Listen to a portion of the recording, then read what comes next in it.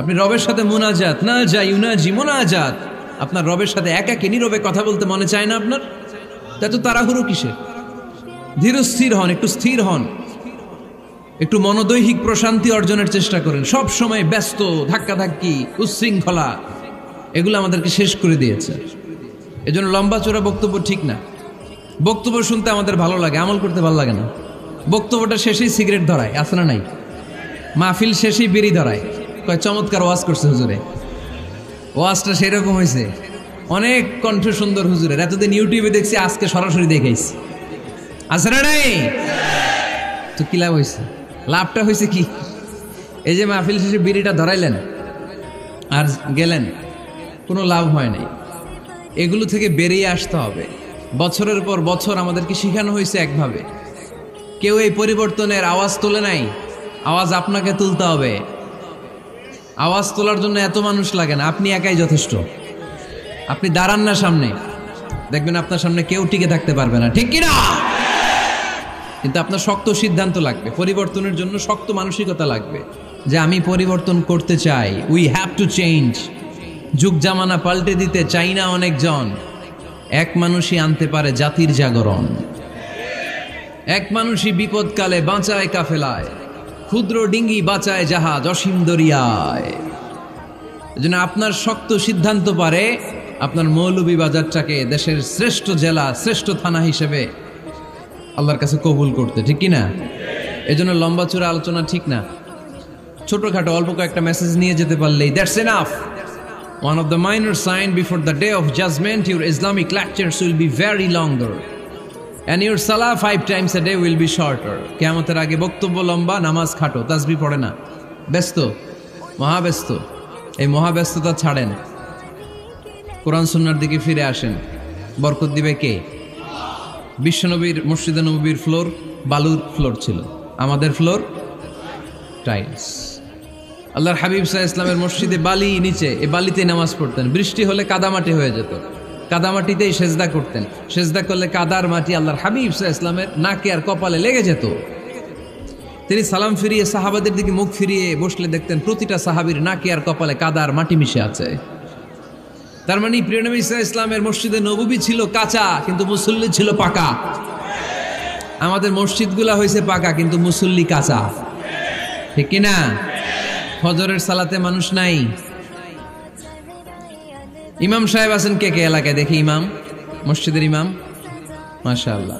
আপনাদের এইখানে ওই মসজিদে ফজরের নামাজে কয় কাতার হয়? 5 জন 6 জন? কেনে এত কম? কেনে? হ্যাঁ, আসে না, আসতে চায় না লোকজন। তো এই যে 5-6 জন ফজরের সালাতে, কল্পনা করতে পারেন ফজরের সালাতে এত কম লোক? ফজরের জামাতে লোক যায় না, এটা একটা মহামারী। যেদিন ফজরের জামাতের দৃশ্য আর জুমার নামাজের দৃশ্য একরকম হয়ে যাবে, ওই দিনই বাংলাদেশে ইসলাম কায়েম হয়ে যাবে। এখন স্লোগান তুলে বিপ্লব বিপ্লব, ইসলামে বিপ্লব। আর ফজরের সময় আমি কম্বলের ভিতরে, আছে না নাই? কোনো বিপ্লব হবে না। ফজরের নামাজ জামাতে পড়ুন, সকালটারে বরকতময় করে দিবে কে? আল্লাহর হাবিব সাল্লাল্লাহু আলাইহি ওয়াসাল্লামের মসজিদ ছিল সবার জন্য উন্মুক্ত, এখানে সবাই আসতে পারত। এজন্য মসজিদ হবে সবার। আমরা মসজিদের আবাদকারী হতে চাই। এজন্য রাব্বুল আলামিন বলেন, ইন্নামা ইয়া'মুরু মাসাজিদাল্লাহি মান আমানা বিল্লাহি ওয়াল ইয়াউমিল আখির وأقام الصلاة وآتى الزكاة ولم يخش إلا الله فعسى أولئك أن يكونوا من المهتدين سبحان الله পড়েন। রব্বুল আলামিন বললেন মসজিদের আবাদকারী হবে তারা যারা আল্লাহর প্রতি ঈমান আনে, আখিরাতের প্রতি ঈমান আনে, যারা সালাত কায়েম করে, যারা যাকাত আদায় করে, যারা দুনিয়ার কাউকে ভয় পায় না, ভয় পায় একজনকে। চিল্লায় বলেন তিনি কে? যাদের হৃদয়ে আছে আল্লাহর ভয়, তারা কবু পথ ভুলে যায় না। আল্লাহর প্রেম ছাড়া এই দুনিয়া কারো কাছে কোনো কিছু চায় না, ঠিক কিনা? তাহলে যারা মসজিদের আবাদকারী এরা ভয় পায় একজনকে, চিল্লায় বলেন তিনি কে? মসজিদের আবাদকারীদের প্রথম গুণ, তারা আল্লাহ বিশ্বাস করে, তারা আখিরাতে বিশ্বাস করে, তারা সালাত কায়েম করে, তারা যাকাত আদায় করে, তারা আল্লাহ ছাড়া পৃথিবীর কাউরে ভয় পায় না।